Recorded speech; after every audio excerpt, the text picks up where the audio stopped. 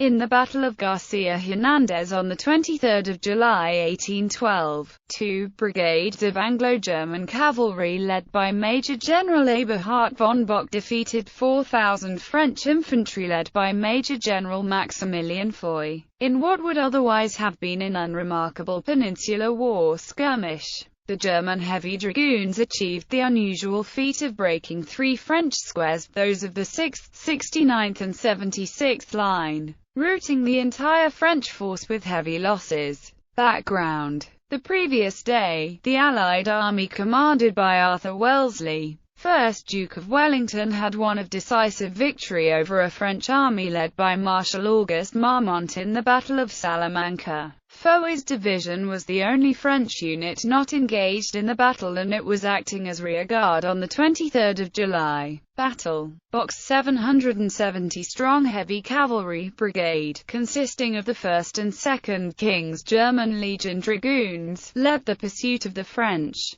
In support of Bock were the 1,000 troopers of George Anson's British Light Cavalry Brigade. As the Anglo-Germans approached, Marge den Curto's French cavalry fled. Foy arranged his 8 battalions on a hill and square. He had 2 battalions each of the 6th Light, and the 39th, 69th and 76th Line infantry regiments. Bock's dragoons charged a square belonging to a battalion of the 6th Light. The French held their fire too long. Their volley killed a number of horsemen, but a mortally wounded horse carrying a dead dragoon crashed into the square like a battering ram. The horse fell, kicking wildly, knocking down at least a half-dozen men and creating a gap in the square. Captain Gleichen rode his horse into the gap, followed by his troopers. The square broke up and most of the men surrendered. A second square farther up the hillside was soon charged. Shaken by the first square's disaster, the men flinched where the dragoons rode into them. Soon the men in the second square were running for their lives, except those who surrendered. Foy quickly pulled back the rest of his troops. Anson's horsemen mopped up the battlefield. Results: Foy lost 200 killed and wounded, and 1,400 captured.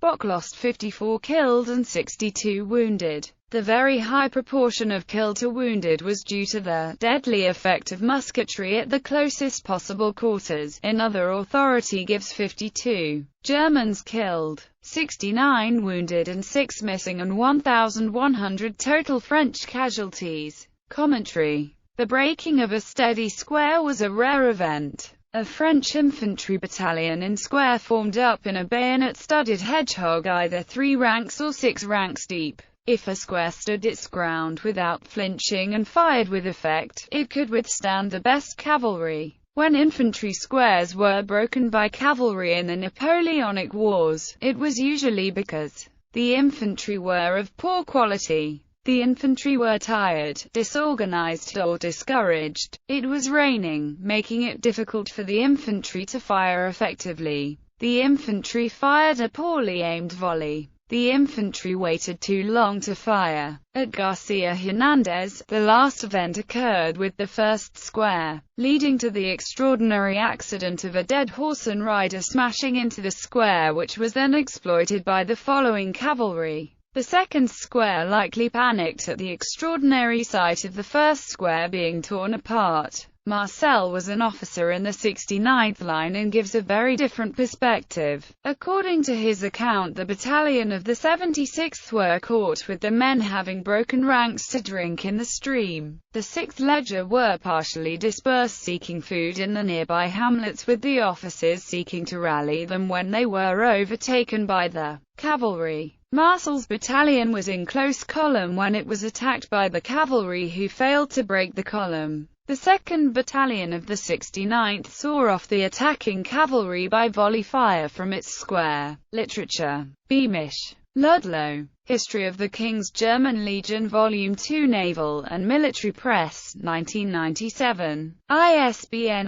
0-9522011-00. Glover, Michael. The Peninsular War 1807–1814. London. Penguin, 2001. ISBN 0-14-139041-7. Keegan, John. The Face of Battle. London. Vintage, 1977. Oman, Charles. Wellington's Army, 1809–1814. London. Greenhill, 1993. ISBN 0-947898-41-7. Smith, Digby. The Napoleonic Wars Data Book. London. Greenhill, 1998. ISBN 1-85367-276-9. Marcel, Campaigns du Capitaine Marcel, http://gallica.bnf.fr/arc:/12148/BPT6K63592140. Culture.